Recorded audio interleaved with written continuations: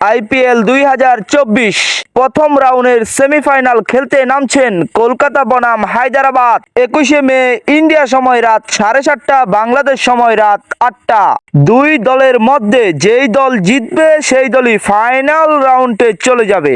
কলকাতা এবং হায়দ্রাবাদ দুই দলেরই সেরা সেরা রেকর্ড রয়েছে ম্যাচ জিতে। পয়েন্ট তালিকার 1 নম্বর স্থান অর্জন করেছে কলকাতা এবং অপরদিকে 2 নম্বর স্থানটি অর্জন করেছে হায়দ্রাবাদ। কলকাতা এবং সানরাইজার্স হায়দ্রাবাদ দুইটি দলের মধ্যে হাড্ডাহাড্ডি লড়াইয়ে কে জিতবে এই প্রশ্নটা প্রায় সবার। হায়দ্রাবাদের ব্যাটিং ও বোলিং অনেকটাই ভালো, জিতার স্কোয়াড তৈরি করে সর্বোচ্চ প্রস্তুতি নিয়ে মাঠে নামবে।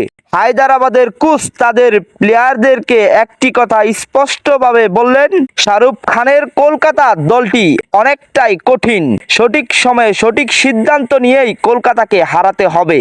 অপরদিকে কলকাতা সর্বোচ্চ স্কোয়াড থাকা সত্ত্বেও আরো কঠিনভাবে দল গঠন করছে হায়দ্রাবাদকে হারানোর জন্য।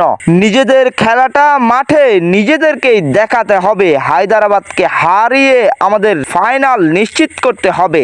এদিকে আবার শাহরুখ খান একটি কথা বললেন, এতদিন দেখেছি আমার টিম কলকাতা অনেকটাই ভালো খেলেছে, নিজেদেরকে সেরা প্রমাণ করেছে এবং সেমিফাইনালটা জিতে নিজেদেরকে আরো একবার সেরা প্রমাণ করে ফাইনাল নিশ্চিত করবে।